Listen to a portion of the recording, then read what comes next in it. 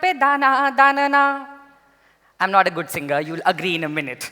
But before that, let's memorize this song together. And this is how it goes. I say one line and then you repeat it. And then we memorize it. Ho dane pe dana danana. Dosti lagane nanana. Jiji wa jiji mandari. Jiji wa jiji sumro. Kap khwaja khuda se zor. When I meet a community other than my own, instead of learning their language, I try to learn a song in their language. And from survivors of earthquake in Nepal to middle school students in Kabul, Afghanistan, this little trick of mine had served me extremely well for the last 7 years, until I sat across this woman in a refugee camp in Hamburg, Germany. Contrary to the appreciation I had received earlier, she was far from being pleased, as she said nothing except the phrase dane pe dana was correct. Embarrassed, I told her, but that's what's on the internet, and how do you know anyway? How do I know, she said. Because my brother wrote that folk song in 1950s, and I grew up doing pirouettes on it every family function. She is Naam, a refugee.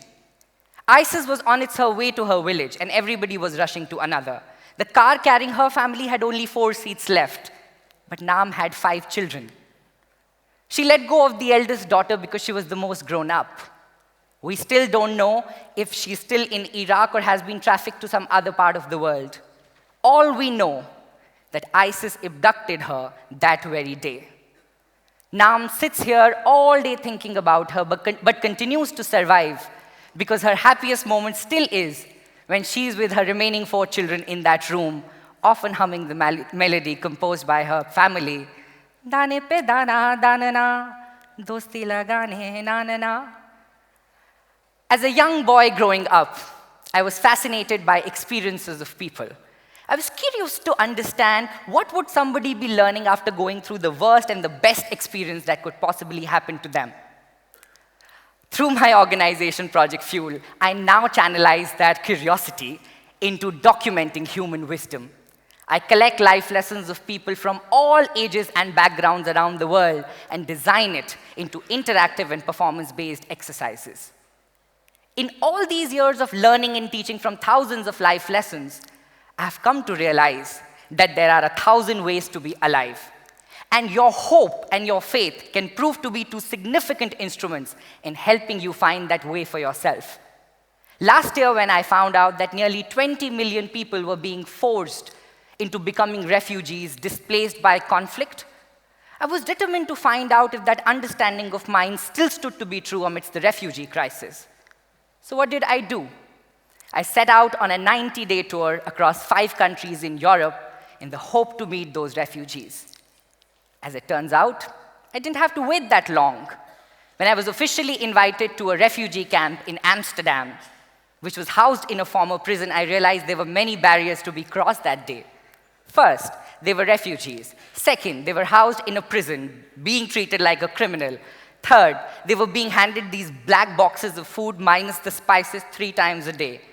As simple a word as okay had to be translated in 8 different languages in my session alone, as they waited for an indefinite period to receive a citizenship of a country they had never even heard of until they arrived in it. But I remember most of the people in my session were really warm and patient with me, except one. This guy's answer to anything would be a harsh no. Hey, do you want to play this game? No. Do you want to smile? No. After a point, I could not take it. So I walked up to him and I said, what's your problem? Why are you so upset and angry? Do you know what I've been through? No, tell me. I was on this boat in the Mediterranean Sea. And he begins to tell the details of being on a boat, paying the smuggler all his life saving. And another refugee, listening to the 2 of us, turns and says, you were on that boat? I was on that boat too. So this refugee says, no, you were not. No, you wouldn't be. No, I was on that boat. Remember, this was the name of the smuggler. We paid $2,000. We got off here. This is where the boat sort of stopped. The details are right, I am told. I asked him, why don't you agree with him? If he's saying he was on the boat, he would have been on the boat. So the angry refugee now turns to this one and says, I don't believe he was on my boat because he's the happiest guy in this refugee camp. He never complains about the food. He acts as a translator for young kids, and most days is always positive. I can't believe I got off the same boat and became this angry person, and he got off the same boat and became that person.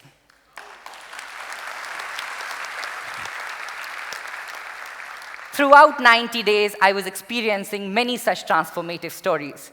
So I was inquisitive to know what would be the reaction of young natives who would be hosting refugees their age very soon towards life lessons such as these. So as the last exercise for a class in Sweden, I told my young students to write a letter to a refugee whose story they most connected with. 10-year-old Anna writes, Dear refugee, I'm spoiled. I get what I want, I get to go where I want.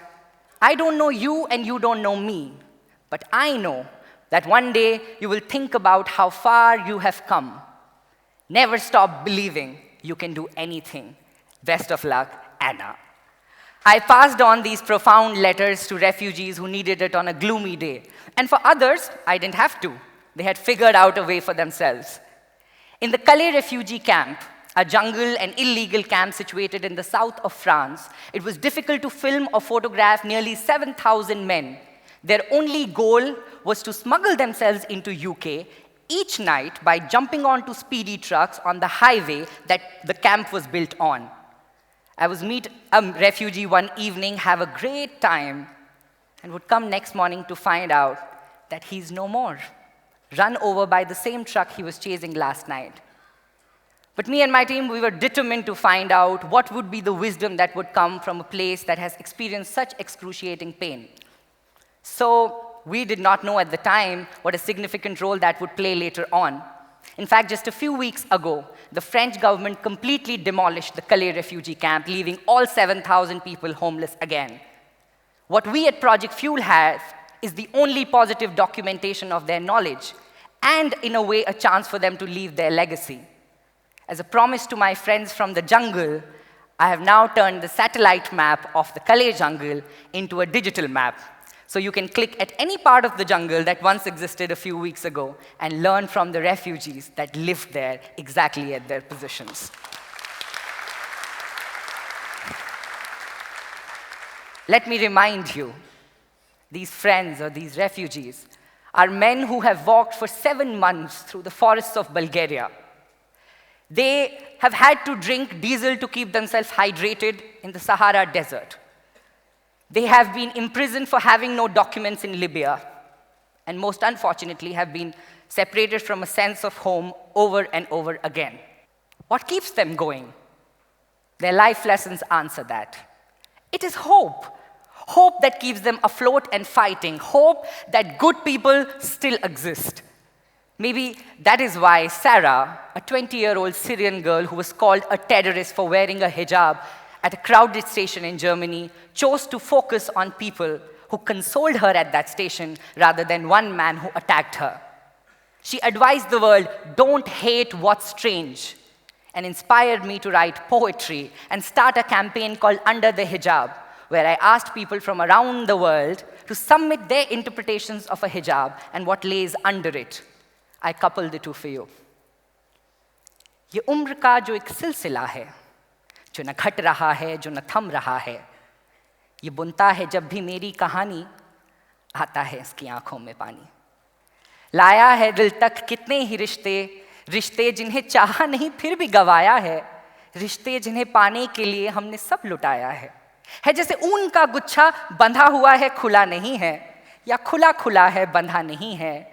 बुन जाए तो खिल जाए इसकी नकाशी, शायद बुझ जाए इसकी दबी उदासी.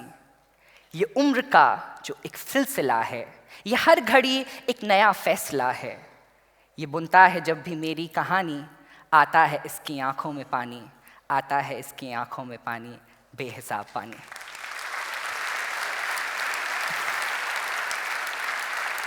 Thank you. What I realized in that moment is that any human being who's fighting against all odds to emerge victorious in a vicious situation, is unknowingly working hard towards inspiring someone. A 14-year-old Syrian boy who had lost all his 5 family members in a bomb blast in Aleppo said to me, "Deepak, life is very hard, but being angry about it solves nothing, does it?" I think he was right. Otherwise, there is no plausible reason to why Alex, whose 4-year-old son was shot in front of him by the ISIS, would continue to feed homeless Germans in Berlin. Or Jana, who had to leave Syria a week after her marriage, would become an award-winning entrepreneur in the same year in Amsterdam. Or Nabil would have the courage to pen his autobiography as a refugee, as he hoped to be reunited with his family someday, which, by the way, just happened.